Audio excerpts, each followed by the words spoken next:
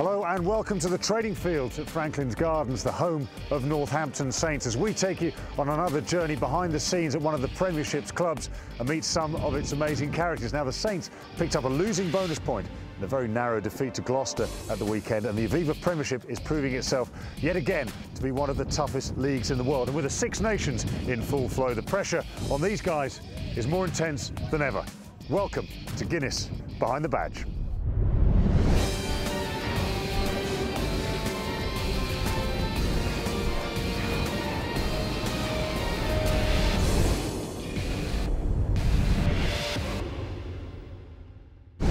So the Six Nations takes a breather for a while, and the last round of matches threw up a few questions.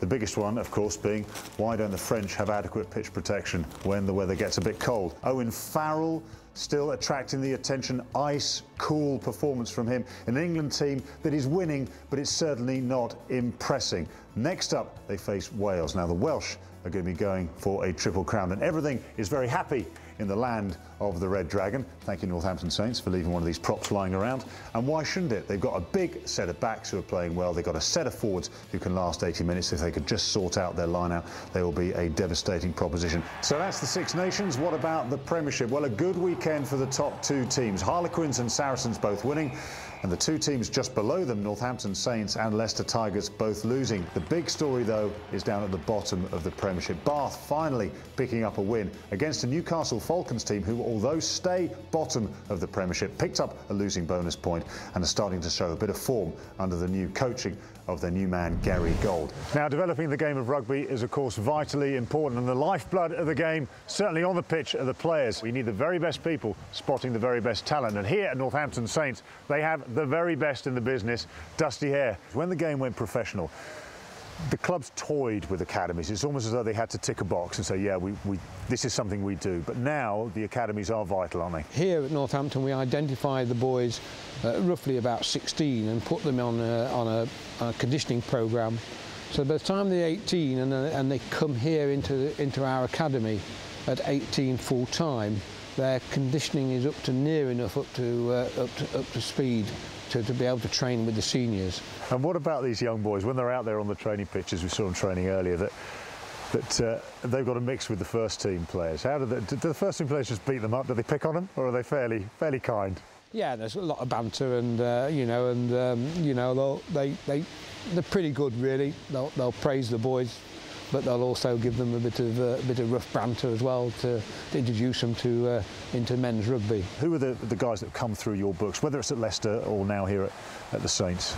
Here at the Saints, I mean, if we look in the senior squad at the present moment, who've just come through is Mike Haywood, Ben Nutley and Jamie Elliott, and then obviously in the England setup from the Leicester days, you've got Ben Youngs and Tom Croft and Manu Tuilagi, who've come through the system at Leicester. Right, it's working brilliantly so far. Dusty, thanks for talking to us. Thank you. Combine rugby players and the word challenge, and instantly you start thinking of maybe a test of strength or endurance, but not here on Guinness Behind the Badge. And today, it is golf. Here we have a par 1 hole, which will be tried to be dominated by our three Saints players, Tom May, Andy Long and James Downey. Now, gentlemen, you each have 2 shots. Obviously, there is quite a tricky water hazard and a sand trap near this hole. The fact the hole is about the same size as the water hazard and the sand trap should make it fairly easy for you. Who's going to be first? Oh, he's got it. Nice, one. Okay, nice 1 and 2. Oh, yeah, but continue this. Oh, nice. Oh. 1 each. No pressure, Gatesy. Okay, so that's tied all round. So what we need to do, we have another challenge inside, which, if you found this taxing, is going to be ridiculous. Gentlemen, I will explain what you need to do. You have a light bulb, an egg, and some salt. What you have to do is try and balance the egg on top of the light bulb. So you have a minute. So, gentlemen, prepare your eggs and start now. Does it have to sit for long? Oh, look at that. Will you look at that? 10 seconds. 10 seconds. Doesn't matter. 10 seconds is good. I think I've done it wrong. I think hang on there. He's trying to build a little sandcastle. Give us a hand, Gatesy. Lick the bowl, mate. Lick the bowl. Oh, salt. Well, there is more salt on you now than there is. Nice. Well, you've actually. No, I think we need to look at this. What you've actually done is smash the bottom of your egg. Cracked egg, the cracked egg. It's there. Cracked egg, done beautifully. You have done it again. Okay, well, we have a clear winner.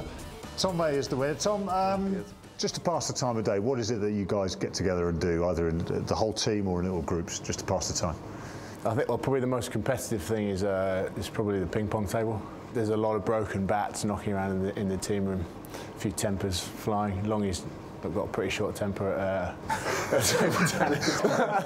When they come back from international duty, are they? Do you have to sort of bring them down a peg or two, or are they fairly good? They're all fairly good, I think.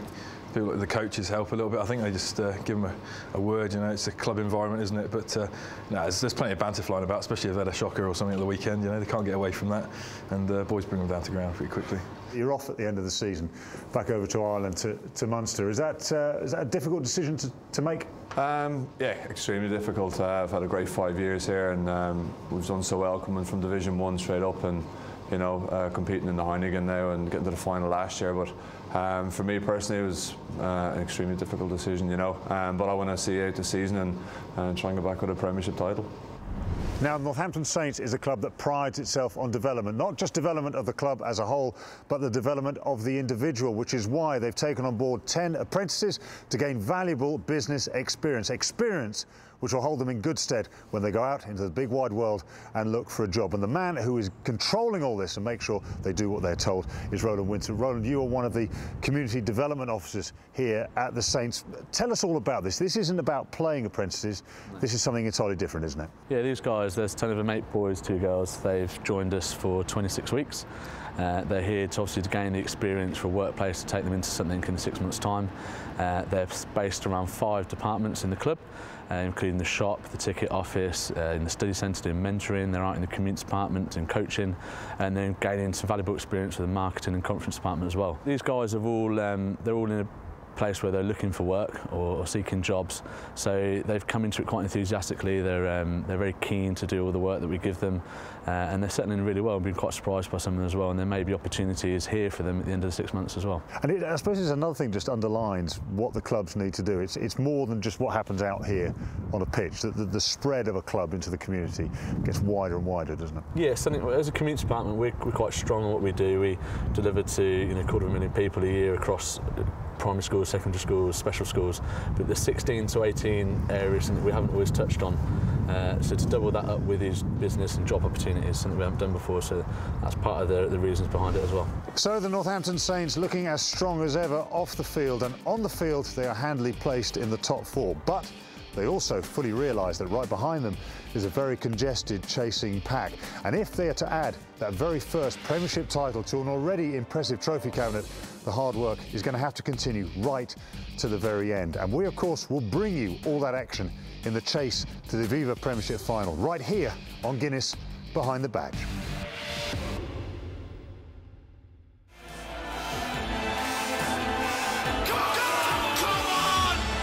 Join the players and represent your nation at the Guinness Rugby Challenge.